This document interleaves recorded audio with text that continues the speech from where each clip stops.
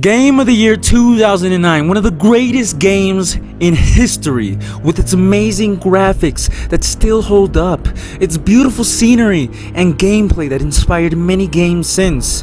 Batman Arkham Asylum is one of the most influential games ever, and it marked the beginning to an amazing generation of gaming. This is why Batman Arkham Asylum was revolutionary.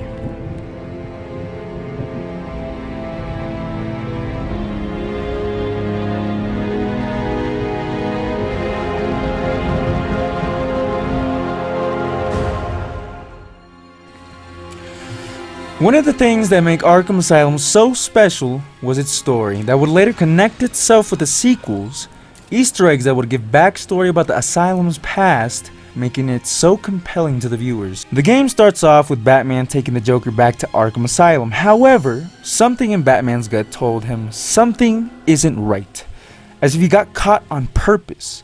To no one's surprise, he did, killing the officers and injuring them to make his escape. He planned this all along. Harley frees all the inmates and takes the commissioner hostage. Joker later threats Batman, saying he's got a bomb all over Gotham, and if anybody gets close to the island, he'll set them off. The Batman later saves the commissioner and enters a lab area where the Joker was tinkering with something. They later discovered that someone named Dr. Young was experimenting with a formula. Apparently she kidnapped Bane and took the blood from his system to make a stronger toxin. This was the reason the Joker came in the first place. Apparently the Joker's plan was to make an army of super soldiers. Obviously, he had already robbed the formula himself. Batman later confronts the Joker where he's hit with the venom himself. The Joker later decides to inject himself too, and the rest is history. During the story, we get to defeat very fun bosses like Bane, Scarecrow, Poison Ivy, and the Joker himself. Obviously, it's much more deeper than this, considering the Easter eggs, the recordings of each inmate, and various links to future games. Now let's drop the big question: how was this game influential? The answer to that, my friend, is the gameplay. First, let me talk about Detective Mode, or X-Ray Vision, an option to see the enemies you prey on across walls, floors, and any obstacles. This was a beautiful way of adding stealth missions in a way other games haven't before. Now games such as The Last of Us, Spider-Man PS4, Dishonored, and The Tomb Raider all contain this playability. Next, I want to talk about the actual stealth. There is many ways to take down enemies in prey mode, even without detective mode on.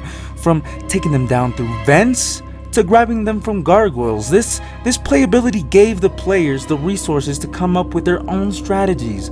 Other games implemented that vast set of skills and stealth missions as well. Lastly, the combat.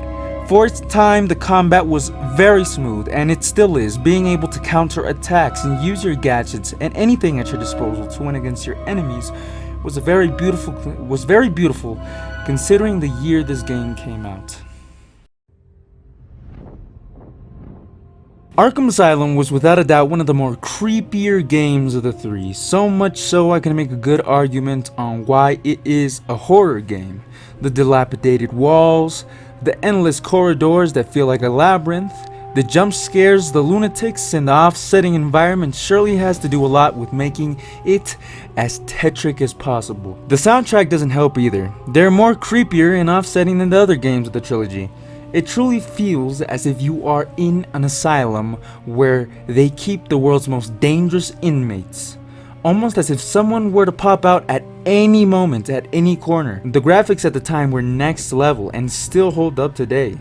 The game hasn't lowered its playability, even playing it again now. It's just beautiful.